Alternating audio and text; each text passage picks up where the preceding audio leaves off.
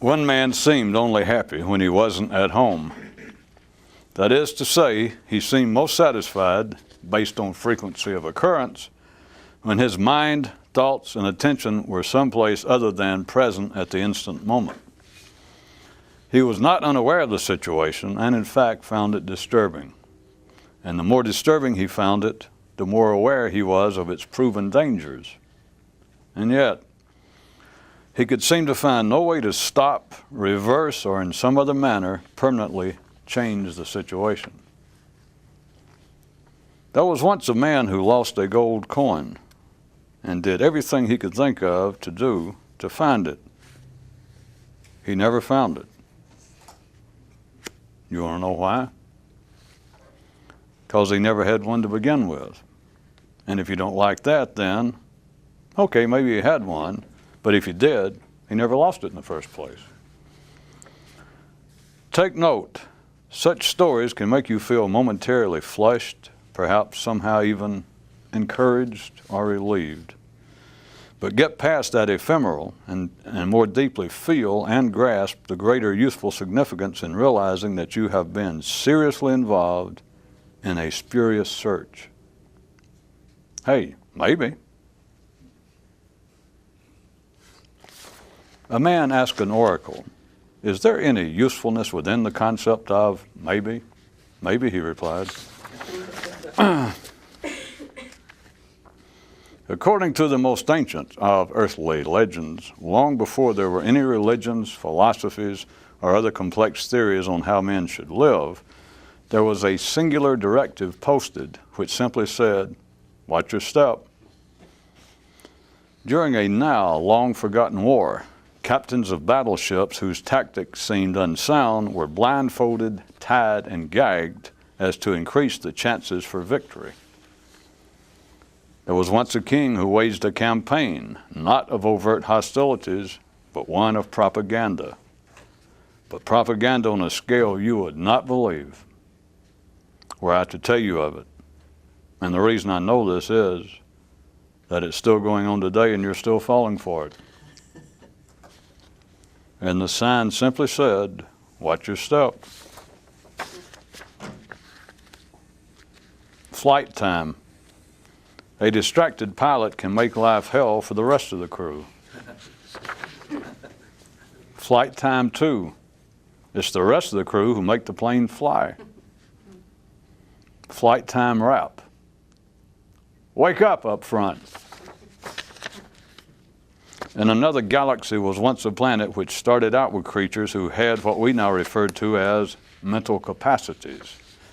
But the name of the world turned out to be SOSWDTA, sing one song while dancing to another. At first, everyone will say they've never heard of the place. Then a few, after further reflection, find it to sound familiar. In another reality, a man once implanted a parrot's brain into a leopard. Another example of a news story about which no additional comment seems needed, if indeed possible. Ghosts create, then populate the mind's reality. There was once a man who wanted to be in showbiz, so he became a ventriloquist, and for a while was moderately successful and satisfied. Then he became less rewarded in his efforts and switched to being a stage hypnotist, and soon was reasonably established and pleased in this pursuit. But, alack time, the day came when his interest therein also fell dramatically, and he pondered what course then to pursue. And upon seeing none that now caught his fancy, he decided to become an agent.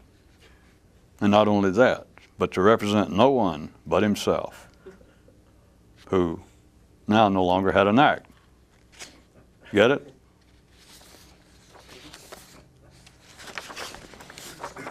Man's reality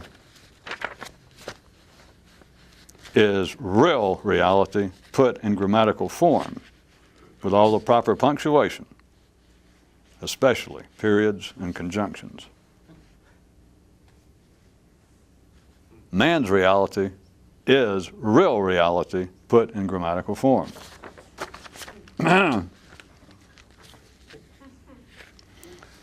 One man hired an out-of-work oracle to travel around with him and constantly say to him that he had an invisible twin living inside of him. After some time so employed, the oracle, to his complete surprise, had his own awakening and became a landscaper. Weed tip. Everyone with any sense by now should realize that, above all, you must hire yourself to do that which must be done. Advanced fungus alert. Eventually, the sensible recognize that there is nothing to be done and can thus let themselves go and save by God a bundle on wasted salary. One man was forced to ultimately query himself regarding this matter. What am I to make of the fact that my normal state of consciousness doesn't bother me until I make it bother me? You turn a mirror slightly and get a different view. Your eyes become accustomed, it must be turned anew. How long will you still turn it and have a new view flee before your one desire becomes to somehow break the mirror? At first, one man enjoyed the music coming from everyone's radio. Then he started becoming selective and soon only enjoyed the sounds coming from his own, finding the ones from others annoying. Then he went off out of town on a lengthy journey, or else holed up in his house alone for a few years, I forget which. But at any rate, after doing something or the other for a while, he became irritated at the music coming from everyone's radio, including his. And that's more or less where the situation stands today, based on the latest report he's made available to us. I guess you can stay tuned to see if anything further develops in this story. If you did not listen to and watch thoughts prop up old ghosts, what would keep you from the earlier carefree joys of childhood? A traveler stood between a ravine and a mountain, looked first in one direction, then the other, and thought to himself how all of the great enlightened men either lived in times past or have yet to see birth. And there he stood, pondering what proved to be to him this perturbing possibility. He was so swept up in his reflections on this affair that he stood in place for many days, motionless, as picture after picture flowed through his mind. And then on the 6th day of his standing, immobile meditation, a horseman rode up and broke up his reverie by saying, "I have observed from afar you standing here, long lost in deep, absorbing thought, and decided the time had come for me to approach you and ask if you would like to buy some really nice skin lotion and moisturizer I'm distributing in this area." And the aroused man was outraged and cried out at the peddler, "How dare you interrupt my transcendent contemplation for the sake of commercial consideration?" To which the taken aback tradesman replied, "Well, still in all, being out here for so long in the direct sunlight can play absolute havoc on a person's complexion. And no matter how enlightened you may become, you're still going to have a complexion." And the previously upset man realized the validity of what the drummer said and purchased several tubes of the ointment. And a viewer writes, "Now that's more like it. See, it's not that difficult. Why can't you have more of your little stories wrap up with endings that make sense? Sincerely, yours for more logic and less ambiguity."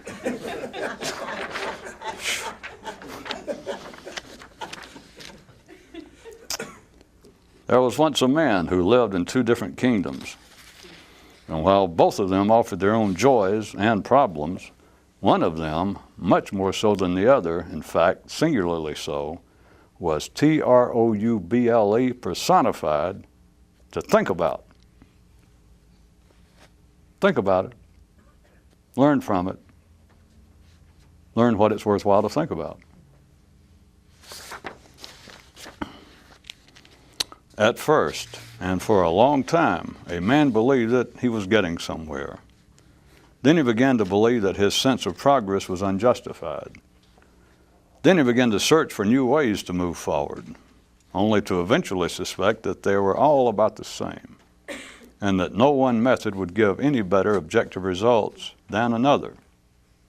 So, after going through all of this, and after giving it all his best study and reflection, he took the only next step that he saw available and profitable. He killed himself. He said he always suspected it would come to this. To some, enlightenment is first a shot in the head to darkness, then to enlightenment. One guy decided the reason meditation's so fascinating is because it's so close to our everyday condition. You know, kind of bleary-eyed and staring off into space, about half out of it. Does anyone care to respond or comment to this? One man said, okay, let me get this straight. First, we don't resist, then we resist, and then we don't resist again? One man stayed so busy trying to awaken that he didn't have time to.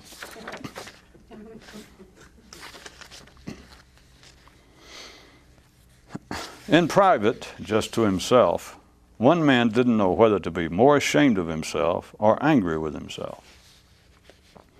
Then the day came when he began to see either as being insufficient, irrelevant, and impractical. For no matter how often or to what intensity he heaped upon himself shame and condemnation, and in fact no matter how well deserved either appeared to be, nothing was ever permanently accomplished by such acts. This then left him with an intriguing question. If he was desirous of change, and whenever he caught himself back in his original condition, if neither feeling ashamed nor angry about it made any difference, what in the world else was left for him to possibly do to encourage himself onward? There was once a race of creatures who had a moral without a setup story, which was, when the question doesn't make sense, neither will any response. And once every 14 years, they adopted a variation of this for a 2-week period in the middle of July, which went, beating wild dogs you've captured will tame them no better than setting them free. What should be your final word regarding fairness and fault finding? There are no ills or injustices in the world, only individual men's apparent self-interest. One man believed that at some time he had swallowed something that now disagreed with him noticeably. But try as he might, he never felt sure that he had correctly identified exactly what it was. So he tried to cough up everything he could cough up, but this still gave no relief. Then one day he ran into a kind of doctor who he told of this problem, and who suggested to the man that he re-examine and reconsider his original digestive diagnosis. The man did so, and was pleasantly surprised at what he now found, or if not actually found, at how he now perceived the situation. Your chart. The proper diagnosis of human problems are in fact their solution. You must be able to think to be able to think that you're ill. You'll never be freed from mortal captivity as long as you continue to hold to your chains. And lastly, you'll never spit it up till you want to spit it up. After years of meditation in a hermetical monastery, one man withdrew upon realizing that he already lived such a life inside himself. One difference between a real mystic and a playtimer is that a real one, at least, won't pay for the privilege of sustaining his stupidity. There's a strange land with but a single strange train to take you there. And strange also is the fact that the train only runs on two types of fuel: stark desperation and absolute exasperation. By the way, there is another means of propellant to the place, but no one who talks knows what it is. But let me assure you, there is another one. Okay, oh geez. Okay, said one man. Let's try one more time and see if I've got this straight. First, you know what you're doing, but don't know that you know. Then you think you know what you're doing, but you don't. And then you know what you're doing again, except this time you know that you know. Now, is that about once and for all it?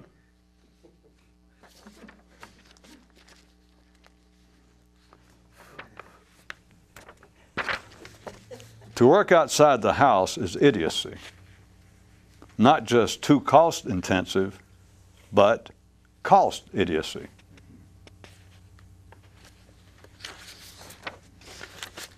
It was a strange time.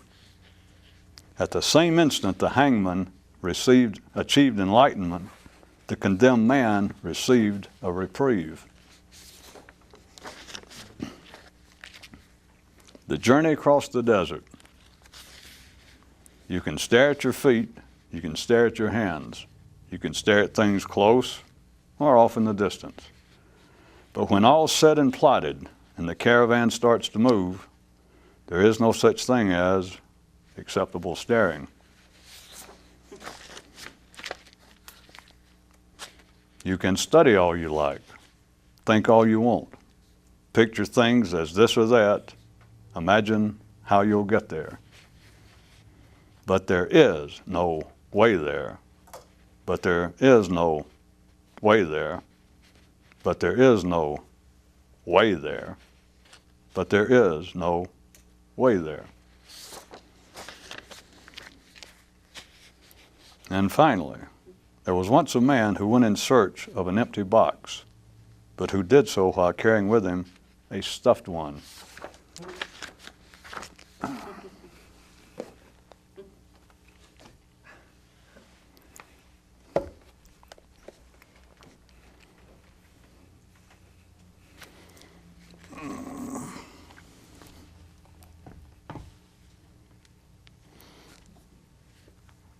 I should tell a story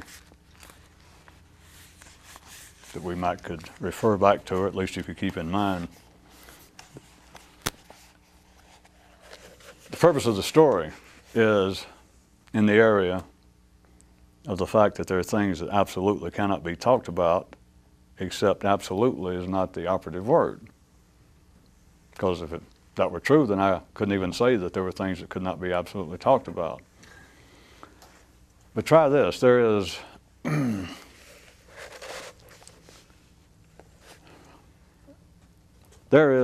another reality that is very close to what's going on here. Just what is the common view at any particular time of reality. Not your view and not mine, but what is considered by the majority to be reality, which shifts a little bit now and then. But there is another reality going on that cannot be perceived. And as strange as it sounds, it is not totally fiction. It is not simply something I'm conjuring up. In other words, it is not totally non-existent. But when I say it's not totally fiction, it is not totally real from the ordinary view either. Of course, obviously, if it was totally real, it would simply be part of an ordinary mind's, that is the mass collective perception of what reality is. But it is going on.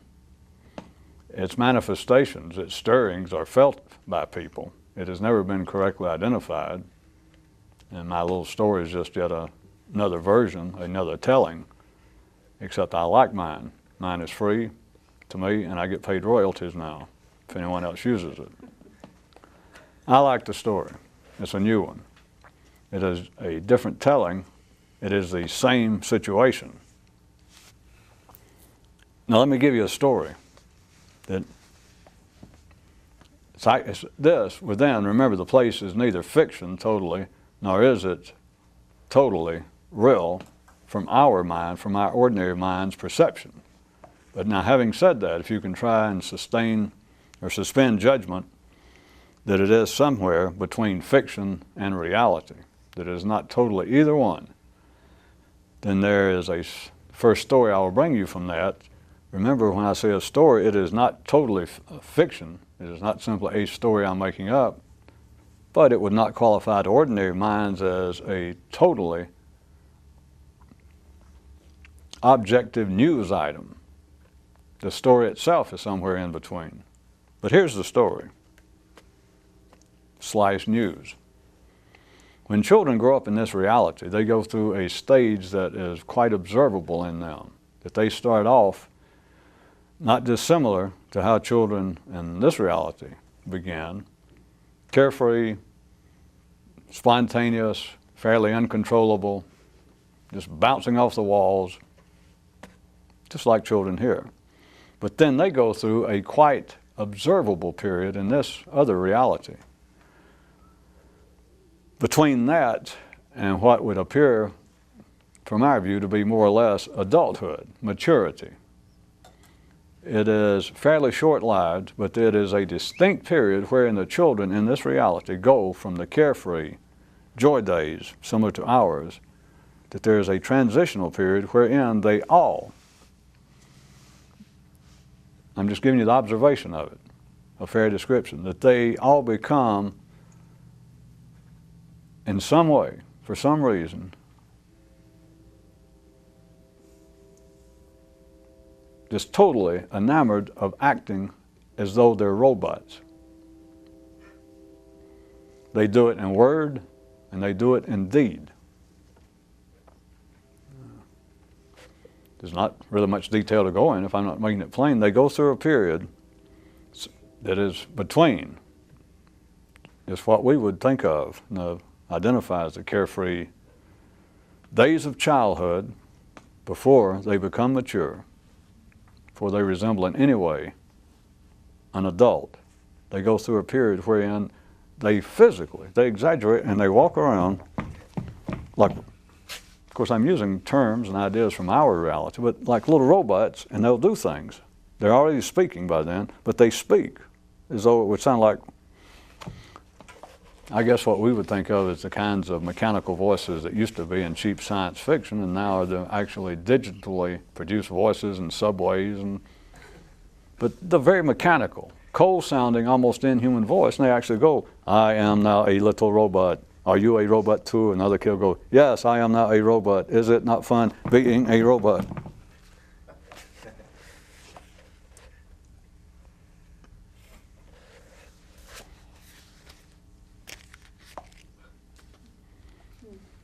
Well, remember, it's not our reality.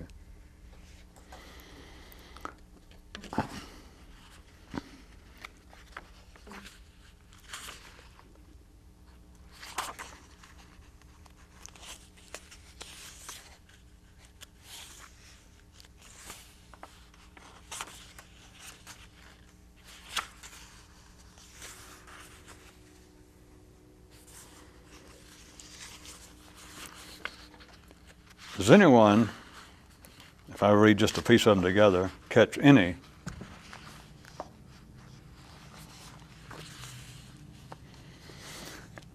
connection within you, not just within the stories, because that should be easy enough to see, but can you catch any connection within your own mental operations from pieces of these several stories? According to the most ancient legend, most ancient earthly legends, long before there were any sort of philosophies, models, theories, religions, proclaiming to give directions as to how men should live, that there was on this planet a single directive that was posted somewhere that said, watch your step.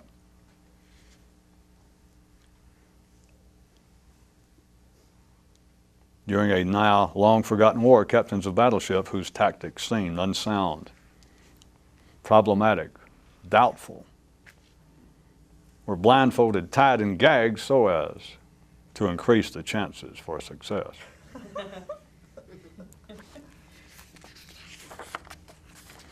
A distracted pilot can make life hell for the rest of the crew. It's the rest of the crew who make the plane fly.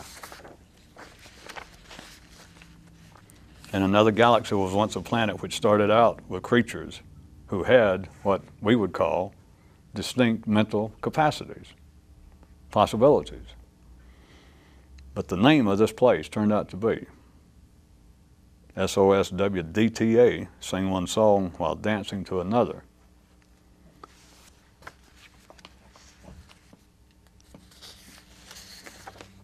What could be, if you have your own understanding of what I'm pointing to, which you should, that you can sing one song while dance to another, that is, in fact, was the name of this one world, which according to the story had creatures with capacities, abilities, potential similar to ours mentally. But the inference being, the reason that you've never heard of them, or the reason that perhaps they're no longer extant, is because they turned out to be creatures of a world that was actually named. In other words, they could not get away from it, of dance to one song while singing another.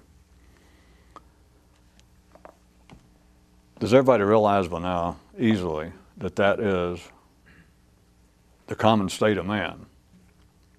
That's your common state, that you realize it, that your mind is wont to sing one song while you're dancing to another, whether it's by your apparent own choice of dance to another, or whether it seems to be by force of circumstance, that you're reacting to something continually.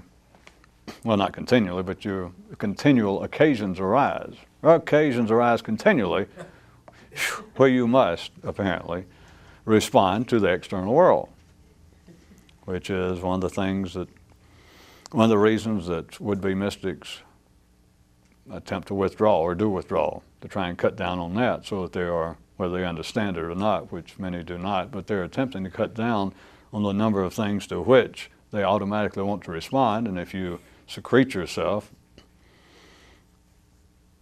at least you've cut down on some of the externals, and you can cut them down to the point of living a solitary life in a cave by yourself. So at least you've cut down on some. But you are, under ordinary conditions, you are continually faced with episodes of having to respond to the external world. So that it's not a matter of whether you choose to do a particular dance, you have to respond in a certain way. That you have to go do your job every day, or something pops up around the house or with your car, or that you have to respond to the external conditions. Something happens and you have to now get up and take some action in response thereto to make life at least agreeable. You all should know by now that you can get up and dance to an unexpected song, that something happens. You hear a noise in your air conditioning, and it's hot as hell, and you're sweating, and it just goes off. And you've never even looked at an air conditioner. But you try and think, well, it's Saturday, I don't even want to pay rates, much less weekend rates, and what the hell, I've never looked at it. At least maybe I'll figure out what it is, see if it's worth even calling somebody. And so you go out and you have never even taken the cover off your air conditioning unit outside. And you go out and see where all the screws are, and where they're slide or Phillips head, and you go get all your little tubes and you start taking it apart. Something that, as far as you're concerned, once you get that cover off, the likes of which you have never seen, it'll be a whole new world. And while doing that, you can be singing a different song. You can be singing a song having almost no relationship. Well, you can sing a song having no relationship to what you're dancing to. After that, to draw theoretical, fictionalized conclusions, well, why do that? I can start making up a scene that you can do that and then accidentally shock the hell out of yourself or electrocute yourself to death.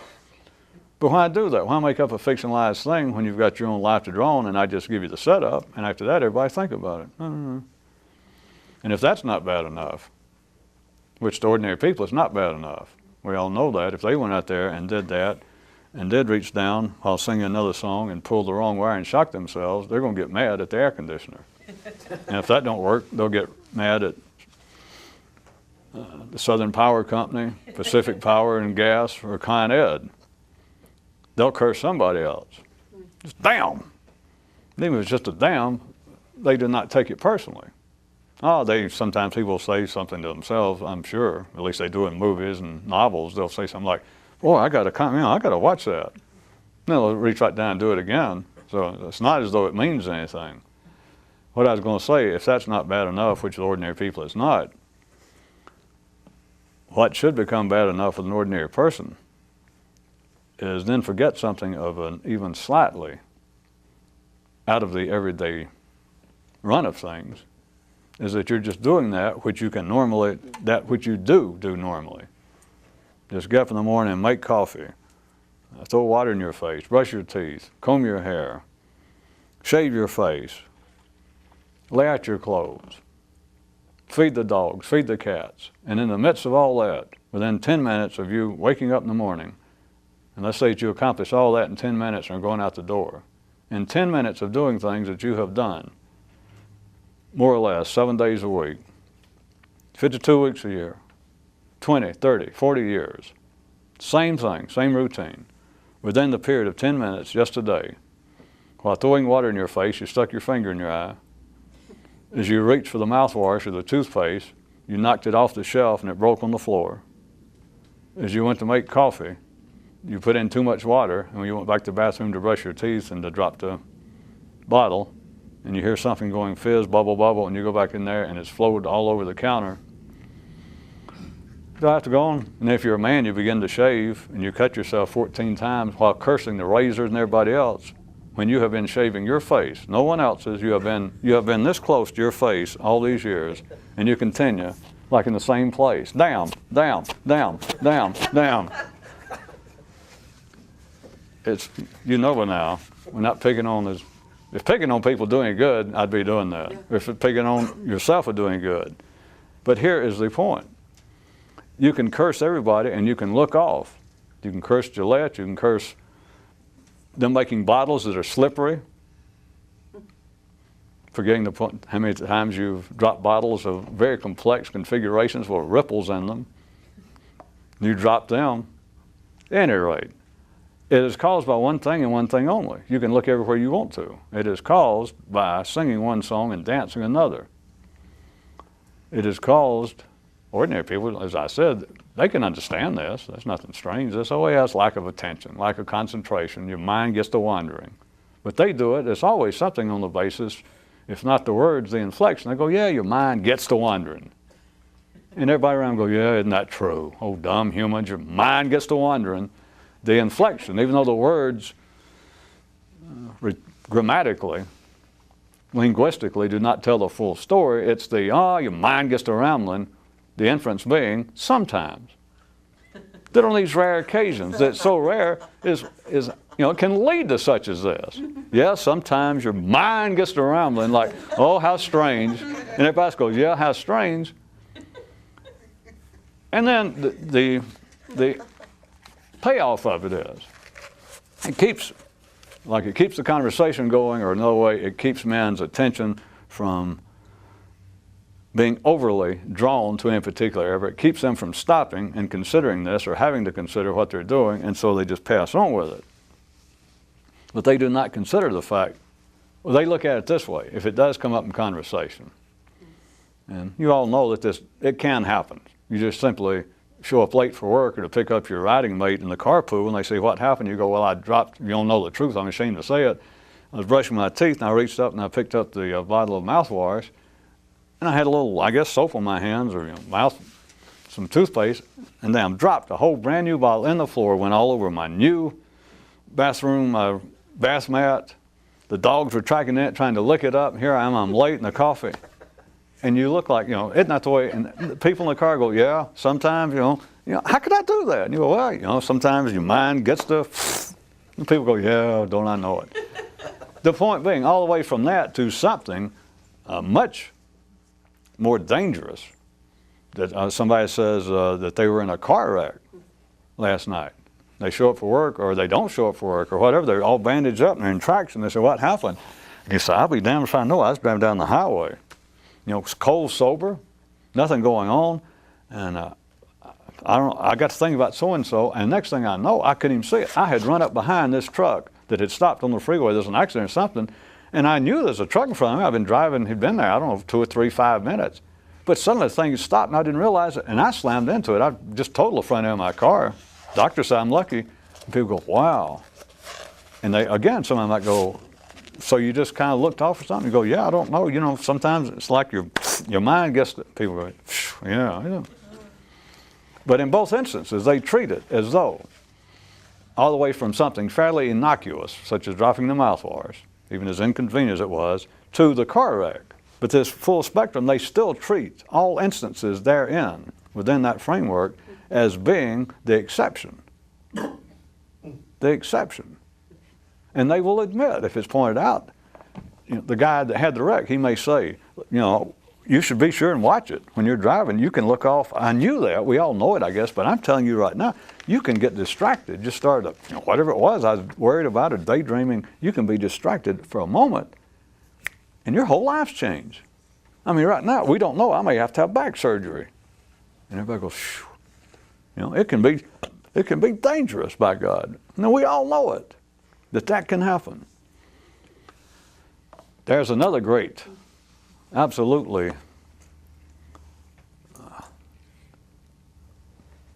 impassable distinction between people who have any idea what this is about and ordinary people, no matter how intelligent, insightful, educated, is that a man who begins to understand what's going on in life does not see such instances. He does not see the outcome of his mind wandering, of him dancing to one song and singing another. He does not see observable negative outcomes, such as all the way from dropping a bottle to having a car wreck. He does not see those as the exceptions. What he sees as exceptional is the fact that he gets through day by day, hour by hour, without killing his damn self. Literally. I know it always gets a small laugh, and I know it seems ironic, but it's way beyond that. And it's not just for the sake to make somebody feel bad. But it should teach. There is a useful piece of information in that. Not the kind of information I can put in words I could, but then it wouldn't be even useful, because then you'd either say, yeah, or say, well, no big deal. But on your own, and it's not just a piece of information.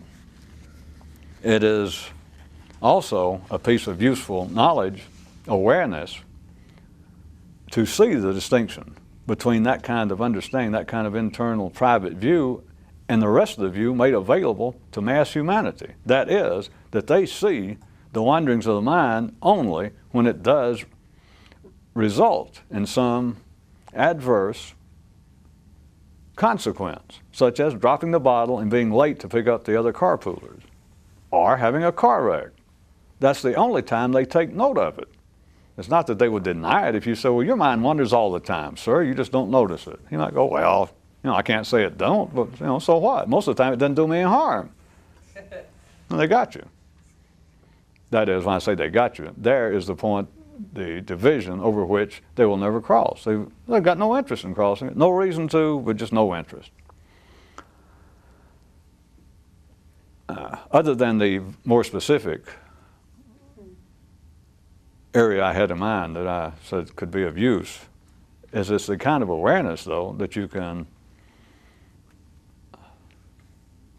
make some use of that almost verges on the theoretical, but to be aware of the fact of how far removed, not either good or bad, but just how far removed is now a view, assuming that you have it, of not seeing these adverse, spasmodic, negative consequences of, my mind went. That you don't see it that way. You see it, as a matter of fact, almost the reverse. Well, it's not the reverse, but you know what I mean, that you don't see those as being of any real significance. You don't see the dropping of bottles, the wrecking of one's car as being the significant adverse consequences of dancing to one song while singing another.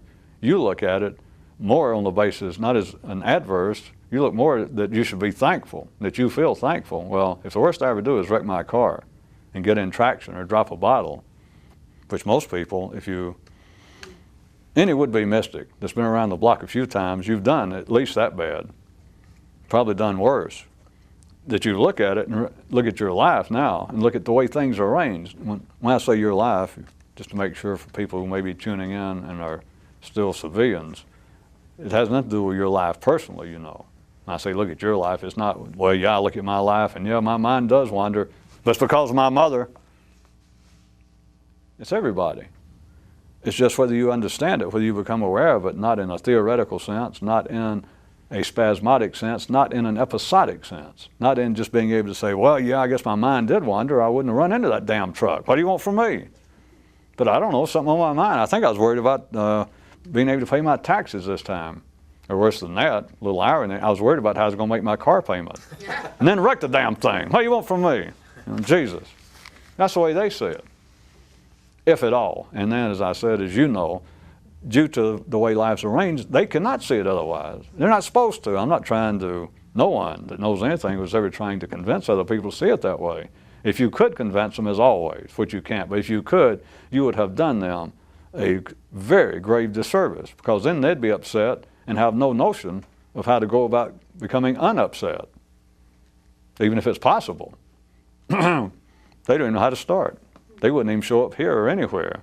They just wander around even more upset. It was like they looked down and thought.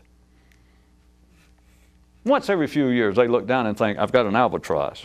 But if I could convince them of this, they'd look down every day and think, Jesus, I got 2 albatrosses. They would want to find me, or you, if you did it to them, and personally, and thank you. Believe me, they would be looking for you. Which is why mystics do not have listed phone numbers or addresses. No, they do it the easy way. They just don't say anything. An ordinary person, what I want you to see, is not through a personal quirk. It's not through anything. It is the distinct line separating people wired up to have any interest in the nature of the mind and those who do not. Because you would see that it is not a fact that it's unusual, that it is some negative, exceptional act that would cause you to suffer the consequences of a wandering mind. That contrary, that's of little significance any longer, it should be, is the fact that every day, that it is amazing, the most mundane things. How can you walk into the bathroom? Forget dropping the bottle, how can you walk in there without reaching for a doorknob and driving splinters in your finger from the door? How can you reach for the doorknob without jabbing your thumb to such a degree that you can't even work at the keyboard today? How can you reach for the door without tripping over a dog with a dog's water bowl?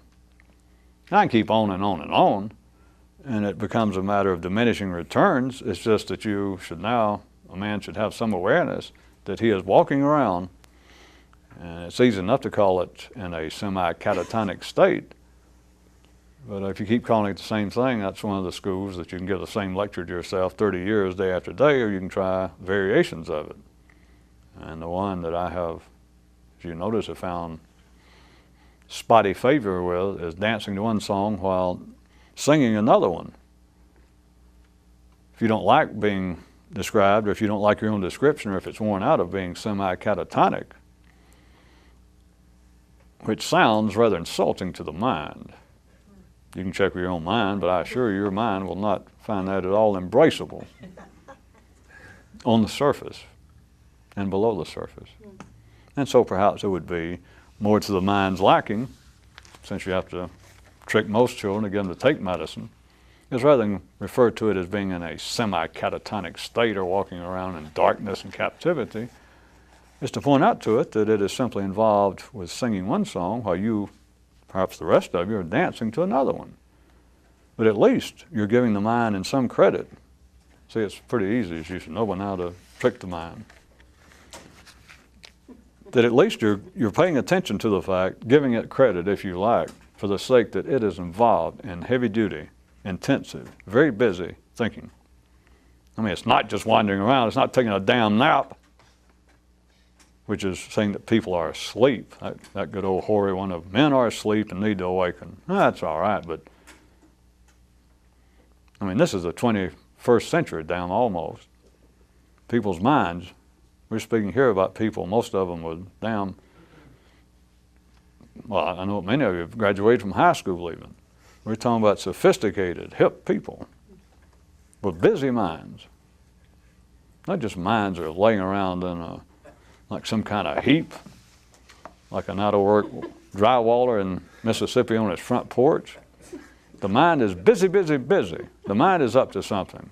Just because you may have a pretty routine job, just because you might be a pretty routine type individual, just because you get up and have a routine bed and a routine house, a routine time of day, you're going down to your routine bathroom and do your same old routine, that does not mean that intellectually you might not be involved with extremely exotic, if not esoteric matters. You might be in this routine. You might even live in Snellville.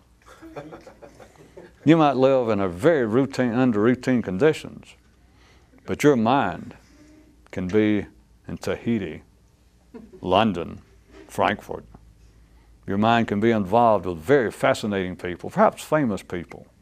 They could be now seeking your counsel, or you could now be walking in a party in Hollywood or New York, and certain famous people go, "Who is that? Is that?" And then they fill in your name there. You can be doing that. You can be doing that while on the way to picking up, not even Listerine, Kroger store brand mouthwash, just cheap and routine, and you're about to drop it. And it sounds like the life of a schlemiel. But internally, you can be picturing you walking in with better hairdo, better clothes, what kind of things to which your taste run. It's just that circumstances currently do not permit it. But you're picturing yourself as you're reaching, opening the door and you're reaching for the Kroger brand, Safeway, the mouthwash, and that slippery bottle. And you're cheap, well, probably just wearing a t-shirt right out of bed. You're reaching up there, the dog licking on you, on your ankles, and you reach up there. But internally, you're walking in to the party there at Streisand's, at Redford's, and you're walking in the party. And you hear the voices, you hear the kind of hush, and then the kind of excitement ripple through the crowd as you walk in. Is that famous author? Is that the guy, his new book is selling like 2 million copies a day? Is that? And suddenly the Bible goes, slip, pow! But I just want you to understand, just because a man is living a mundane life, it does not mean that he cannot be living a supra-mundane mental life. In fact, here is another way to look at that division, not just for the sake of making fun of, because neither one's right or wrong, but from your view by now, is that also, if you take away the really stringent potential negative payoffs to a wandering mind, if we just leave it at dropping a bottle, or if I just started saying, well, something was wrong, or inferring something's wrong to going in and doing something like brushing your teeth and getting ready to go to work, and you got all these things you're juggled, having to get there on time to pick up everyone else, having to brush your teeth, trying to judge on the coffee in time for it'll be ready when you jump out of the shower to at least have half a cup. Then you got to be sure and feed the animals, let them out, make sure you get them back in. That you're doing all that while at the same time you're daydreaming about being in a famous party somewhere. If I put it that way to ordinary people and they heard it without any great negative payoffs, in other words, not even dropping a bottle, much less a car wreck, but if I just said, that's not the way a person should live, or me just inferring there's something wrong with that. The general attitude, and take it far beyond my examples, I was just sticking to it since I'd already set it up, is as soon as I say it, you know the validity of this. Ordinary people's mental attitude is that there is certainly nothing wrong under most circumstances with daydreaming. They would point out that, in fact, man's progress, the great leaps in technology, they would immediately drag in science, but they would have especially point out in all the arts, in religions and philosophy, and they would say, hey, even science, by God, were it not for man's imagination, were it not for daydreaming, we'd be nowhere. We'd still be living in caves, blah, blah, blah. And it's not without validity. They'd say a man must daydream. And if somebody was really mentally sophisticated in sort of a little cleverly twisted way, they might even say this. This is not, people have said this. This is not an unknown attitude. They'd say, well, even beyond what you just said about the arts and even the sciences only moving forward through man's ability to daydream, to actually daydream about something else while he's doing one thing, to daydream about something else. Not only has man in general, or they would say not only has man, at least in instances, benefited by this ability, they would also say, a few people would be, they would consider themselves this hip, insightful. They'd say, in fact, I'll bet you that there are many a man and woman has walked this planet that were it not for their ability for the mind to daydream circumstances other than where they were, they would have probably cracked up. They could point out that that is the whole attraction of entertainment, of trice journalism, novels, not just trice, but of all reading. That's the whole benefit, is somebody can be sitting under very dour conditions, in poverty, no hope, just bleak conditions, and they can read, or they watch the lifestyles of rich and famous. They can daydream of, boy, wouldn't that be something if I did hang out with the jet set? And that they could say, this probably saves some people from cracking up. And I know what they mean, you do too, and you can't say yes or no. It's as valid as any other observation. So in other words, they find, except, as I said, under specific conditions wherein they have paid an extremely adverse price, such as a car wreck or just the annoyance of breaking the last bottle of mouthwash. Other than that, they not only find no problem with the mind wandering, but they would, in fact, under certain very specific conditions, uphold the position that it is good, that it is beneficial. You're left with but a few people on this planet that ever see it in a certain way, and I shouldn't even call it a problem, but I'm comparing it to what they see it as no problem. But it's only a few people ever see it, and they do not see it as a mass problem. It's nobody else's problem but yours. And it's all you can do to remember it's your problem. Because you can think it's your problem, and then for some reason you end up wandering off something else, and suddenly you've tripped and fallen down and broke your knee. While pondering, or at least 2 minutes ago, or 30 seconds ago, you were pondering, isn't that strange that nobody else, that I talk about it, and now you've started thinking about it, and you realize that there's no sign anywhere in the world that anybody else has any concern over their mind wandering, and then it goes, you start, God knows what, but here it is, we jump forward 15 seconds and you just tripped down a stair and broke your leg. It's not just irony. Life is irony, if you got an ordinary view. But there is the irony that you can say, you can be thinking momentarily or be aware that, yeah, that is true. I'm not aware of it enough. In fact, you can't be aware of it enough, you might be saying, that I am continually, it is natural, it's not anything unique to you, that I am mentally. It is, what are you going to call it? I wrote a news item, but it's too late to go back through it, but I was asking, I had a guy asking himself, are you going to call it habit? Are you going to call it a comfort? Just a comfort of familiarity? Not that an answer is necessarily any instant enlightenment, but it should strike you as to why this keeps happening. Obviously habit would seem to be the first one, that I'm accustomed to it. I'm accustomed, obviously, to doing this because I don't find that much fault with it unless I make myself. And I can only make myself, how often? Fill in the blank. And so there you are one of the times making yourself aware of it, and then that seems to trigger, you go from there, 15 seconds later, oh, help, God damn, you look down and the damn bone is sticking out. And that's why you were just moments before, you were thinking about the dangers of singing one song while dancing to another one. I repeat, it wasn't the point of irony, but there is supreme danger, and not just physical danger, that's bad enough. But a person attempting to change their understanding of what's going on in life, it is absolutely impossible. Your mind can be thinking about trying to understand what's going on in life. Your mind can be, you can be engaged in thoughts of being more conscious. But if that song is too far removed, which you're going to have to find out for yourself what too far removed means. That could be a joke. If it's too far removed from whatever dance you're doing, I don't care whether you're walking across the floor, whether you're reaching for the mouthwash, driving the car, reaching down to pet a small animal species in question, whatever it is you're doing, or a small person of the opposite sex. Whatever you're doing, it's a matter you're going to have to find out of how far can the dance you're doing be removed from the song you're singing before it becomes not just physically dangerous. And I said that's bad enough, but when it becomes so dangerous that even the song you're singing is about being more conscious, the song you're singing could be about being more aware of what you're doing and not letting your mind wander. But it can be too far removed from whatever dance you're doing that itself is no salvation, that itself does not even fit in the category of being free from the thing it's thinking about. They can be thinking about, I have got to keep some similarity.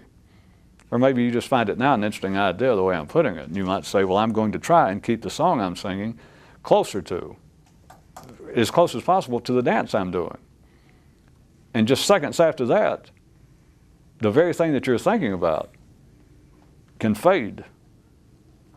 That you can, in fact, lose whatever connection. If you had connection, if you were this close when you were thinking about the fact that I'm going to try and hold what I'm singing close to what I'm doing, and you were that close, and within 2 seconds, it's this far away, you can be then suffering over that happening when you start out thinking about, I've got to do that, or I want to do that. People that find irony interesting or dangerous, they don't have any idea. Because I point out to you, irony is stupidity. Irony in the sense, well, I couldn't believe this happened. Not with the setup. Not when you're saying, well, there was a guy thinking I've got to be more attentive, and while he was thinking about I should be more attentive, he tripped and fell down. Oh boy! There's nothing ironic about that. Only an ordinary person would find that ironic.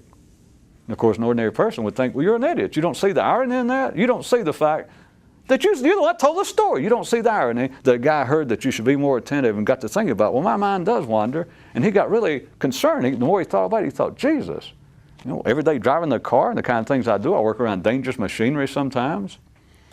And you're right, my mind. And while he's doing that, he gets distracted and he missed his step and fell down, broke his leg, while thinking about it, while worried about being more attentive to what he was doing. And I say, there's no irony in that. You know, an ordinary person will think, well, you're an idiot or you're illiterate. You don't know what irony is. Oh, yeah. Unexpected results. Based upon the conditions, based upon the premise, it is unexpected results. I call that stupidity. That's not irony. And of course, in one sense, I also wrote in News Times tonight, the guy said that further he got along, he didn't know whether, based upon what he'd been doing, what he saw, he didn't know whether to be ashamed of himself or angry at himself.